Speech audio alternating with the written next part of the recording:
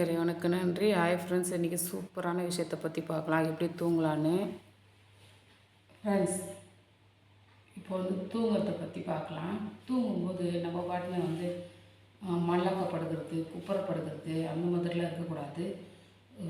படுக்கையில் எப்படி படுக்கணும், எப்படி எந்திரிக்கணுன்ற வரைக்கும் நான் வீடியோவை போடுறேன், அதை பாருங்கள். அந்த மாதிரி செயல்படுங்க. இப்படி இருந்தீங்கன்னு வச்சுக்கோங்களேன், இந்த முதுகு பிடிச்சிக்கிறது, முதுகு தண்டுவடத்தினால வர பிரச்சனை அந்த மாதிரிலாம் எதுவுமே இருக்காது.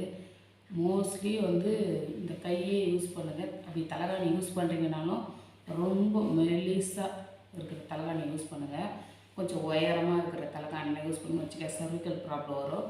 அதனால் அதுவும் இல்லாமல் தலைகாணி யூஸ் பண்ணுறீங்க அப்படின்னா எப்படி யூஸ் பண்ணணும்னு நான் சொல்லித்தரேன். அதுபடி யூஸ் பண்ணுங்கள், ஓகேவா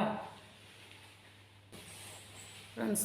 நம்ம இப்போ ஃபஸ்ட்டு நேராக உட்காரோமா, உட்காந்துட்டு லெஃப்ட்டு கையை தூக்கிட்டு லெஃப்ட்டு கையை நல்லா நீட்டி ஒருங்கழிச்சு தான் படுக்கணும். அப்படியே மல்லாக்க படுக்கவே கூடாது. நம்ம சர்விக்கல் ப்ராப்ளம் கண்டிப்பாக வரும். முதுகு தண்டுவோட ரொம்ப ரொம்ப முக்கியம். நம்ம இந்த மாதிரி படுத்தால் மட்டும்தான் மூளைக்கு ரத்த ஓட்டம் சீராக போகும். மூளைக்கு ரத்த ஓட்டம் போகலன்னா என்ன ஆகும்னா, நரம்பு எல்லாமே நம்மளுக்கு வேலை செய்யவே செய்யாது.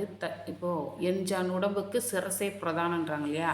தலை ஒழுங்காக மூளைக்கு போகிற ரத்த ஓட்டம் சீராக மூளை நல்லா வேலை செஞ்சால் மட்டும்தான் நம்ம உடம்பு ஃபுல்லாக இயங்குமே. இல்லைன்னா நம்ம உடம்பு இயங்கவே இயங்காது. அப்படி தலைகாணி போட்டு தூங்கணும் அப்படின்னா இந்த மாதிரி மெல்லிசாக ஒரு தலைகாணி எடுத்துக்கோங்க.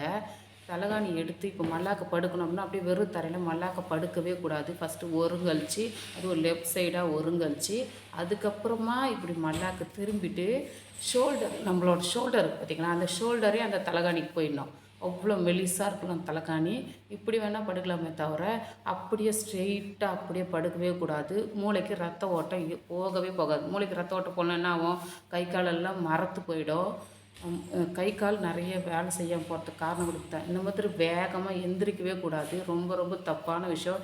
எப்போவுமே லெஃப்ட் சைடு ஒருங்கழிச்சு படுத்து அப்படி தான் எந்திரிக்கும் போதும் லெஃப்ட் சைடு ரைட் ஹேண்ட் சைடை ஊனி அதே மாதிரி ஒருங்கழிச்சு தான் எந்திரிக்கணுமே தவிர அப்படியே டப்பு டப்பு டப்புன்னு எழுந்துனீங்கன்னா அங்கங்கே பிடிச்சிக்கும்.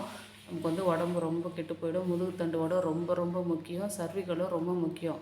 சர்விக்கல் ஒழுங்காக வேலை செய்யலைன்னா ஒரு ரத்த ஓட்டம் போகலன்னா அவ்வளோதான். நம்ம எப்போவுமே கையை நீட்டி ஒருங்கழிச்சு ரைட் ஹேண்டை மேலே தூக்கி நம்ம பாடியில் வச்சுட்டு காலை இந்த மாதிரி நீட்டி அப்படி தான் தூங்கணும். அப்படி தூங்கினா தான் ரத்த ஓட்டம் சீராகும். நம்ம ஜீரண மண்டலம் நல்லா வேலை செய்யும். தூக்கமும் நல்லாயிருக்கும். இனிமேல் தப்பாக தூங்கினா கூட இனிமேல் நல்லதை இப்படி தான் படுத்து தூங்கணும்னு சொல்லிட்டு பழகிக்கோங்க.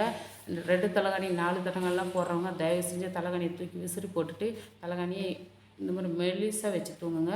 நம்ம உடம்பு ரொம்ப ரொம்ப நல்லாயிருக்கும். இது சர்விக்கல் ப்ராப்ளம் இருக்கிறவங்க தான் இப்படி தூங்கணுமான்னா கிடையாது.